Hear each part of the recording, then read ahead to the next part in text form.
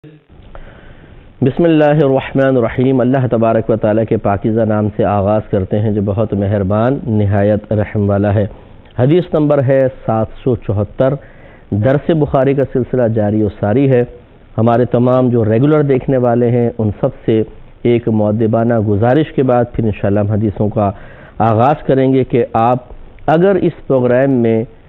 مسلسل سننے کی وجہ سے اس پروگرام سے کوئی فائدہ محسوس کرتے ہیں، علمی لحاظ سے، تقوی کے لحاظ سے، باطنی اصلاح کے اعتبار سے، گناہوں کی معرفت کے اعتبار سے اور دیگر علوم وغیرہ کے حصول کے اعتبار سے، تو ہم آپ سے گزارش کرتے ہیں کہ کم از کم ایک دیکھنا والا اور بھی بنائیں،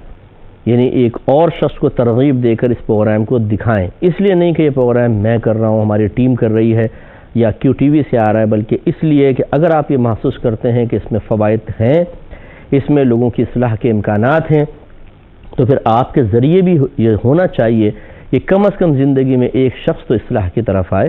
اب اس میں ہر شخص تبلیغ دین کا اہل نہیں ہوتا ہے، تو کم از کم آپ یہ کر دیں کہ اس کو پروگرام دیکھنے کی ترغیب دے دیں،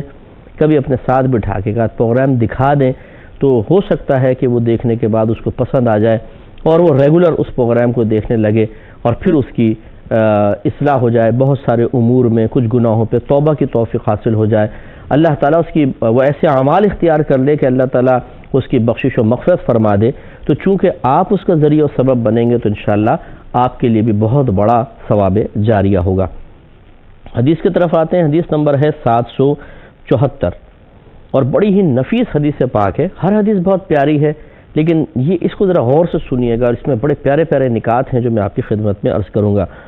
حضرت انس رضی اللہ تعالی عنہ بیان کرتے ہیں کہ انصار کے ایک شخص مسجد قباء میں ان کو نماز پڑھاتے تھے۔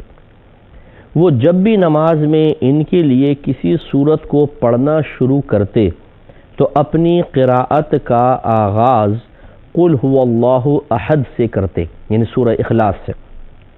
حتیٰ کہ اس سورت سے فارغ ہو جاتے، پھر اس کے ساتھ کوئی دوسری سورت پڑھتے، اور وہ ہر رکعت میں ایسا ہی کیا کرتے تھے۔ ان کے اصحاب نے ان سے کہا، یعنی جو پیچھے نماز پڑھنے والے ساتھی تھے ان سے کہا کہ آپ اس سورت سے آغاز کرتے ہیں، پھر آپ یہ نہیں سمجھتے کہ اس سورت کا پڑھنا کافی ہے حتیٰ کہ آپ دوسری سورت پڑھتے ہیں؟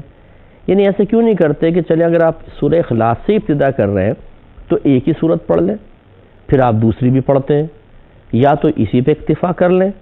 یا پھر دوسری نہ پڑھیں، یعنی اس پہ اکتفا کریں دوسری نہ پڑھیں، اور یا پھر کبھی اس کو چھوڑ کے دوسری بھی پڑھ لیا کریں۔ یہ کیوں کرتے ہیں کہ پہلے سورہ اخلاص ضرور پڑھتے ہیں پھر اس کے بعد آپ دوسری سورت ملا لیتے ہیں؟ تو انہوں نے کہا کہ آپ اس سورت سے افتتاح کرتے ہیں، پھر آپ یہ نہیں سمجھتے کہ اس سورت کا پڑھنا کافی ہے حتیٰ کہ آپ دوسری سورت پڑھتے ہیں؟ پس آئندہ آپ یا تو اسی سورت کو پڑھیں یا اس کو چھوڑ دیں اور دوسری سورت پڑھیں۔ تو انہوں نے جواب دیا کہ میں اس سورت کو چھوڑنے والا نہیں، اگر آپ چاہتے ہیں کہ میں آپ کو اسی طرح نماز پڑھاتا رہوں تو میں پڑھاؤں گا، اور اگر آپ اس کو ناپسند کرتے ہیں تو میں آپ لوگوں کو چھوڑ دوں گا، یعنی میں سورت پڑھنا نہیں چھوڑوں گا، آپ کو نماز پڑھانا چھوڑ دوں گا، آپ کسی اور کو امام بنا لے میری جگہ۔ راوی کہتے ہیں کہ وہاں کے لوگ یہ سمجھتے تھے کہ وہ ان سب سے افضل ہیں، یعنی امام صاحب کے بارے میں خیال تھا کہ یہ سب سے افضل شخص ہیں، اور انہوں نے اس کو ناپسند کیا کہ انہیں کوئی اور شخص نماز پڑھائے۔ جب ان لوگوں کے پاس، یعنی بس پھر لوگوں نے کہا کہ نہیں بھائی ان کو نکالنا نہیں ہے، ٹھیک ہے آپ ہی نماز پڑھائیں، پڑھتے رہے۔ جب ان لوگوں کے پاس نبی کریم صلی اللہ علیہ وسلم تشریف لائے تو ان لوگوں نے آپ کو اس واقعے کی خبر دی، یعنی عرض کی یا رسول اللہ یہ ایک ہی صورت پڑھتے ہیں، یعنی سورہ اخلاص تو لازم پڑھتے ہیں، اس کے بعد دوسری صورت ملاتے ہیں، آپ ہی کچھ فیصلہ کیجئے۔ تو نبی کریم صلی اللہ علیہ وسلم نے ان شخص سے فرمایا کہ اے فلاں، تمہیں اپنے اصحاب کی بات ماننے سے کیا چیز مانع ہے؟ یعنی کیوں نہیں مان لیتے ان کی، کیوں ایک صورت لازم پڑھتے ہو؟ اور اس صورت کو ہر رکعت میں لازماً پڑھنے پر کس چیز نے آپ کو برانگیختہ کیا ہے، کس نے ترغیب دی ہے، کس چیز نے آپ کو مجبور کیا ہے کہ آپ ہر رکعت میں سورہ اخلاص ضرور پڑھیں؟ یہ سرکار نے ان سے پوچھا تو انہوں نے جواب دیا یا رسول اللہ صلی اللہ علیہ وسلم میں اس سورت سے محبت کرتا ہوں، بس کوئی وجہ نہیں ہے رسول اللہ، میں اس سورت سے محبت کرتا ہوں کیونکہ اس میں اللہ کی ثنا ہے، اللہ کی تعریف ہے، اور شرک اور کفر کی بہترین نفی ہے اس سورہ اخلاص میں۔ تو انہوں نے کہا میں اس سورت سے محبت کرتا ہوں، صرف اس وجہ سے میں نے اس کو ہر رکعت میں پڑھنا اپنے اوپر لازم کر لیا ہے۔ تو نبی کریم صلی اللہ علیہ وسلم نے جواباً ارشاد فرمایا کہ اس سورت سے تمہاری محبت نے تمہیں جنت میں داخل کر دیا۔ آپ اندازہ کریں، سرکار نے فرمایا فقال حبک ایہا ادخلک الجنہ، کہ اس سورت کی محبت نے جو آپ اس سورت سے کرتے ہیں آپ کو جنت میں داخل کر دیا۔ ادخلا ماضی کا صیغہ ہے، یعنی کہ کر دے گی، بلکہ ماضی کا صیغہ ہے کر دیا، یعنی بشارت دے دی کہ اس سورت کی محبت کی وجہ سے آپ جنتی ہو گئے۔ تو آپ ذرا دیکھیے، پہلی بات تو یہ کہ وہ شخص نماز پڑھاتے تھے تو اپنی قرات کی افتتاح قل هو اللہ احد سے کرتے تھے۔ اس سے ایک نتیجہ نکالا ہے بہت سے اکابرین نے کہ اس کا مطلب یہ ہوا کہ سورہ فاتحہ کا پڑھنا نماز میں فرض نہیں ہے، کیونکہ اگر فرض ہوتا تو پھر آپ سورہ فاتحہ کو ترک نہ فرماتے۔ اس کا مطلب یہ ہوا کہ آپ سورہ افتتاح کرتے تھے سورہ اخلاص سے اور اس کے بعد کوئی اور سورت پڑھتے تھے۔ اس سے کم از کم اتنا تو معلوم ہو گیا اس حدیث کے ظاہر سے کہ سورہ فاتحہ کا پڑھنا فرض نہیں ہے۔ اگرچہ بعض نے تعویل کی ہے کہ یہ ہو سکتا ہے کہ راوی نے ذکر نہیں کیا، یوں ہوتا ہوگا کہ پہلے وہ سورہ فاتحہ پڑھتے ہوں گے، پھر اس کے بعد سورہ اخلاص پڑھتے ہوں گے، پھر دوسری سورت پڑھتے ہوں گے۔ لیکن بہت سے اکابرین نے، جیسے علامہ بدر الدین عینی صاحب رحمۃ اللہ علیہ نے صحیح بخاری کی شرح عمدۃ الباری کے اندر اس کا رد فرمایا کہ جب حدیث کے ظاہر آپ کے سامنے ہو تو تعویلات کرنے کی ضرورت نہیں ہے۔ اس کا مطلب یہ ہوا کہ وہ سورہ فاتحہ بعض اوقات ترک کرتے تھے، سورہ اخلاص سے ابتدا فرماتے تھے اور اس کے بعد دیگر سورت پڑھتے تھے، یا ترتیب بدل دیتے تھے مثال کے طور پر۔ لیکن اس سے ضرور ظاہر ہوا کہ سورہ فاتحہ کا پڑھنا ہر رکعت کے اندر فرض نہیں ہے۔ پہلی بات تو یہ۔ دوسری بات یہ کہ ایک فرض کی ایک رکعت میں 2 سورتیں پڑھنا جائز ہے، یعنی الحمد کے علاوہ 2 سورتیں پڑھنا، اگرچہ احناف یہ کہتے ہیں کہ زیادہ طویل نہ پڑھی جائے اور ایک سورت پڑھنا بھی چونکہ کثرت سے سرکار سے ثابت ہے تو سنت ہے، لیکن اگر کوئی فرض کی ایک رکعت میں الحمد کے بعد 2 سورتیں پڑھ لیتا ہے تب بھی کوئی حرج نہیں، وہ پڑھ سکتا ہے۔ اب اس کے بعد لوگوں نے ان سے پوچھا کہ حضور یہ آپ ایک ہی سورت کیوں پڑھتے ہیں، کبھی اس کو چھوڑ دیا کریں یا پھر اسی کو پڑھیں دوسری نہ پڑھیں؟ تو انہوں نے کہا کہ نہیں، میں تو اسی طرح کرتا رہوں گا، پڑھنی ہے پڑھیں آپ میرے پیچھے نماز، اگر آپ کو کوئی آبجیکشن ہے تو میں نماز پڑھانا چھوڑ دیتا ہوں، کسی اور کو امام بنا لیں۔ اس سے ذرا ایک بات سمجھیے، دیکھیں نبی کریم صلی اللہ علیہ وسلم نے تو یہ نہیں فرمایا تھا کہ ہر رکعت میں سورہ فاتحہ پڑھنی ہے، حکم دیا تھا؟ نہیں دیا تھا۔ انہوں نے خود اپنے اوپر ایک چیز کو لازم کر لیا اور ایسا لازم کیا کہ لوگوں کے کہنے کے باوجود نہیں چھوڑا۔ اور کس وجہ سے لازم کیا؟ اس سورت کی محبت کی وجہ سے۔ میرے آقا صلی اللہ علیہ وسلم تشریف لائے تو آپ نے یہ نہیں فرمایا، جب استفسار کیا انہوں نے سارا معاملہ ذکر کیا تو سرکار نے یہ تو جواباً نہیں فرمایا کہ ایک چیز جب میں نے لازم نہیں کی تم نے کیوں لازم کی ہے۔ اس کا مطلب یہ ہوا کہ اگر کوئی اچھا کام ہو اور ہمیں یقین ہے کہ اللہ تعالیٰ اس کے رسول ہمیں منع نہیں فرمائیں گے، یعنی صحابہ کرام کے بارے میں ان کو یقین ہوتا کہ منع نہیں کریں گے، یا اب جیسے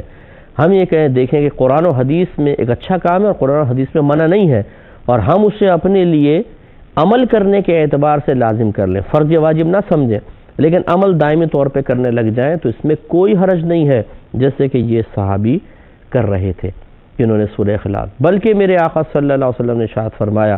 ان کو ڈانٹا نہیں ڈپٹا نہیں کہ جب میں نے لازم نہیں کیا، میں نے حکم نہیں دیا، میں شارع علیہ السلام ہوں، میں اس وقت تمہارے درمیان موجود ہوں، مجھ سے اجازت کیوں نہیں لی؟ نہیں، کچھ بھی نہیں کہا، بلکہ یہ فرمایا کیوں کرتے ہو؟ انہوں نے کہا یا رسول اللہ میں اس صورت سے محبت کرتا ہوں، تو سرکار نے ارشاد فرمایا کہ اس صورت کی محبت نے آپ کو جنت میں داخل کر دیا۔ تو اس میں ذرا تھوڑا سا غور کریں۔ اس کا مطلب یہ ہوا کہ آج بھی اگر مسلمان کچھ اعمال و افعال کو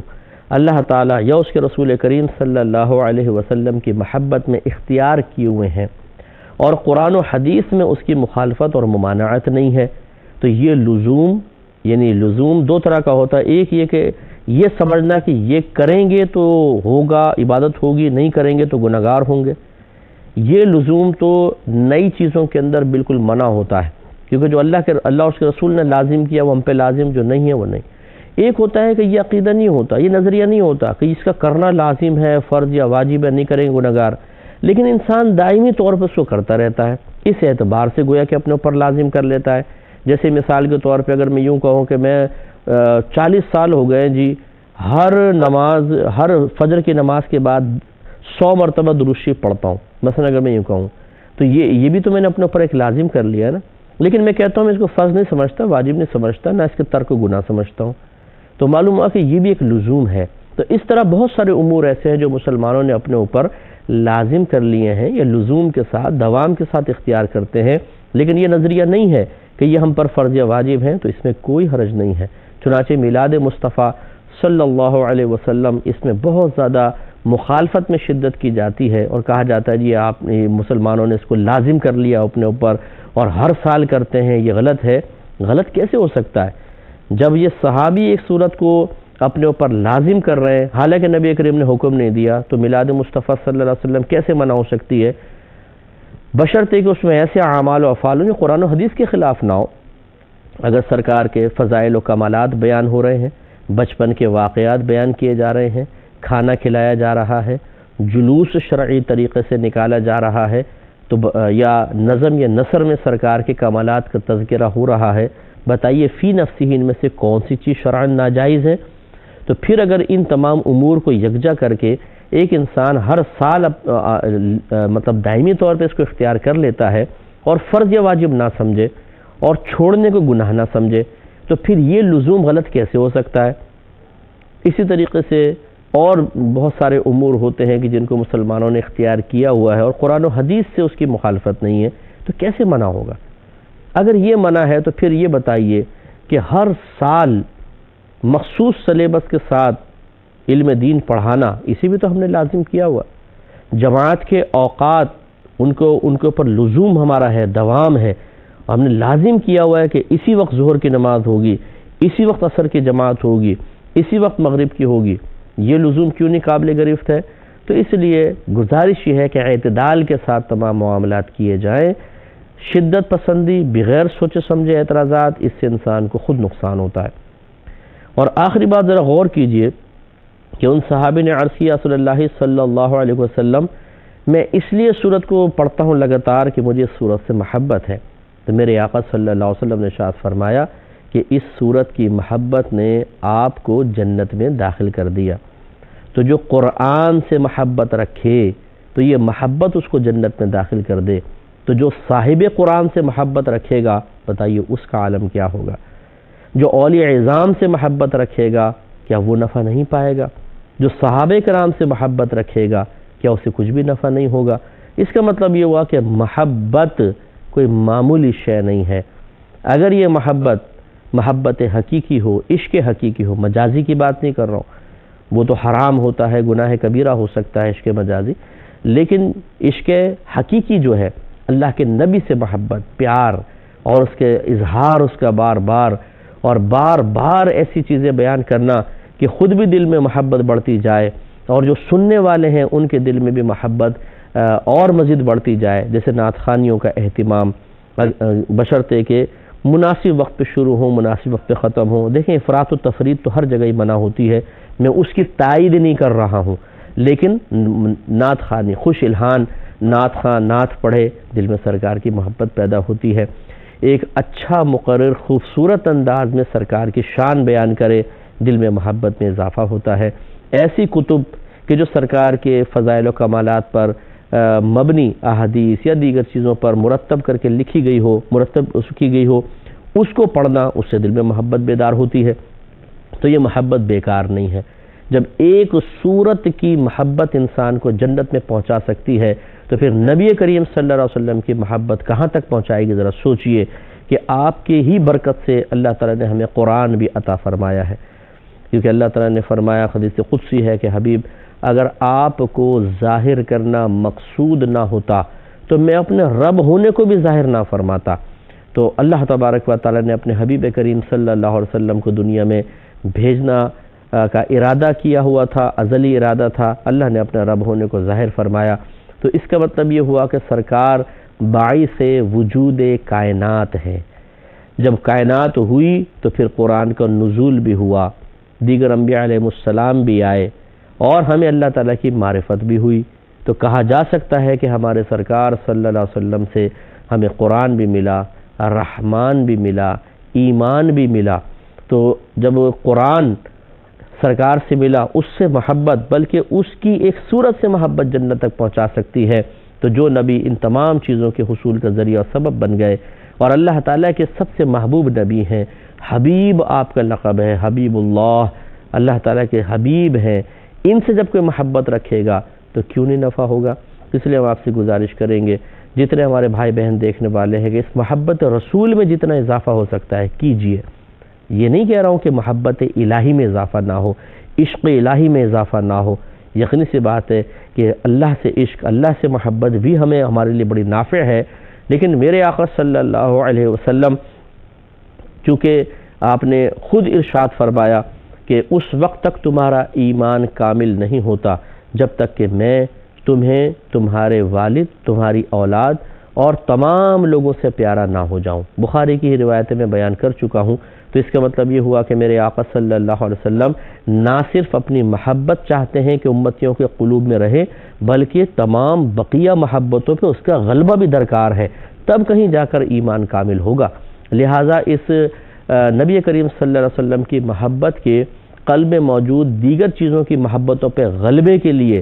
تکرار کے ساتھ، تسلسل کے ساتھ، کثرت کے ساتھ ان امور کو اختیار کرنا ہوگا جو سرکار صلی اللہ علیہ وسلم کی محبت میں مسلسل اضافے کا سبب بنے۔ تب ایک وقت ایسا آئے گا کہ یقیناً سرکار کی محبت سب پر غالب ہوگی، اور جس طرح ان صحابی کو ایک صورت کی محبت نے جنت تک پہنچا دیا، انشاءاللہ عز و جل آپ دیکھیں کہ بروز قیامت ان محبت کرنے والوں کا مقام کیا ہوگا۔ ایک اعرابی تھے، وہ سرکار کی خدمت میں حاضر ہوئے اور سوال کیا، یا رسول اللہ صلی اللہ علیہ وسلم قیامت کب آئے گی؟ میرے آقا صلی اللہ علیہ وسلم نے ارشاد فرمایا کہ آپ نے قیامت کی کیا تیاری کی ہوئی ہے؟ انہوں نے کہا، یا رسول اللہ صلی اللہ علیہ وسلم کوئی زیادہ میرے پاس نوافل وغیرہ کی کثرت نہیں ہے، لیکن اتنا ضرور ہے کہ میں اللہ تبارک و تعالیٰ اور اس کے رسول کریم صلی اللہ علیہ وسلم سے محبت رکھتا ہوں۔ تو میرے آقا صلی اللہ علیہ وسلم نے جواب میں ارشاد فرمایا، تو پھر یاد رکھ کہ المرء مع من احب، ہر شخص اسی کے ساتھ ہوگا جس سے وہ محبت کرتا ہوگا۔ تو اس میں دو باتیں ہمیں پتہ چلیں، ایک یہ کہ اگر نبی کریم صلی اللہ علیہ وسلم سے محبت رکھیں گے تو یہ محبت بروز قیامت سرکار کا قرب دلوا دے گی، اور دوسری تشویشناک بات یہ ہے کہ اگر سرکار کے علاوہ دیگر خراب چیزوں سے محبت رکھیں گے، جیسے دنیا سے محبت، گناہگاروں سے محبت، کسی بھی حوالے سے، تو المرء مع من احب، یہ ہو سکتا ہے کہ ان کے ساتھ ہی اٹھنا پڑ جائے۔ اس لیے دیکھیں کہ کس کے ساتھ آپ رہتے ہیں اور کس سے آپ محبت کر رہے ہیں، تو نبی کریم کی محبت کو فوقیت دیجئے، انشاءاللہ دنیا میں بھی بیڑا پار ہوگا، آخرت میں بھی بیڑا پار ہوگا۔ وآخر دعوانا ان الحمدللہ رب العالمین۔